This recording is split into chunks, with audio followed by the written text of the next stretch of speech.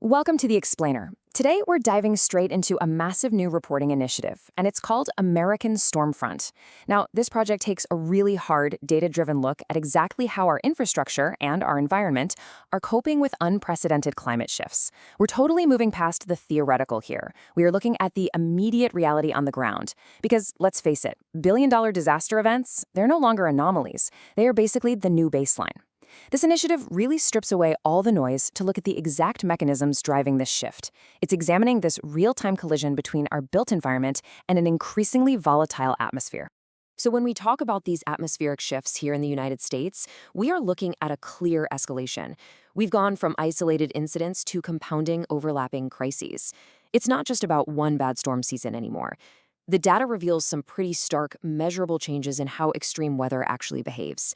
For instance, we're seeing these historic multi-year megadroughts out in the Southwest being violently interrupted by record-breaking atmospheric rivers.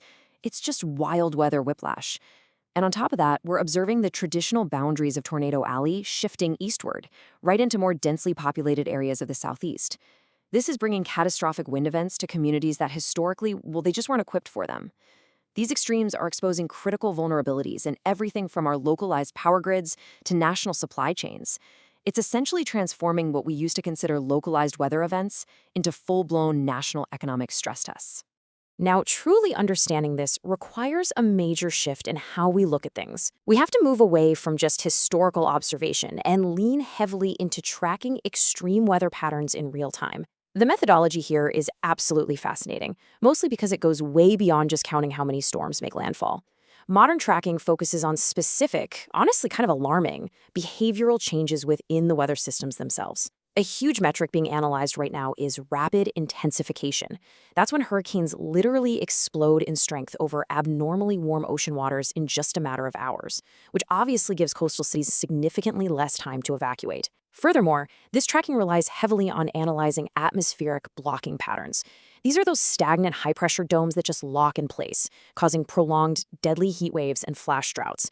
But by integrating advanced satellite telemetry with local ground-level sensor networks, this initiative maps out precisely how and why these destructive patterns are locking in.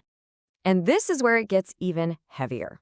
According to this comprehensive tracking effort published by Reuters, the sheer volume of aggregated data points to a staggering secondary crisis, and that's the long-tail economic fallout.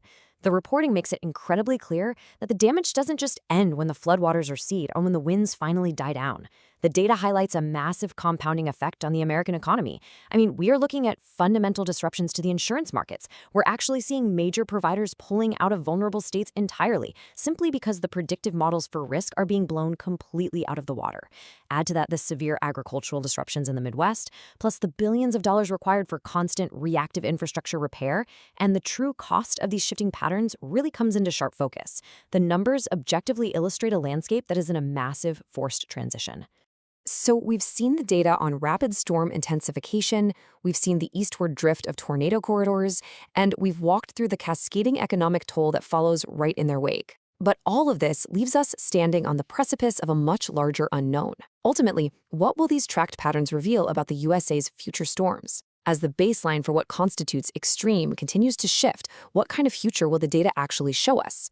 Are our urban planning, our building codes, and our emergency response networks going to adapt fast enough to meet these newly established trends? Or will the patterns evolve in ways that just completely outpace our current engineering capabilities? That is precisely the question this data forces us to confront. Thank you so much for joining me for this explainer. Keep seeking the facts, and I'll catch you next time.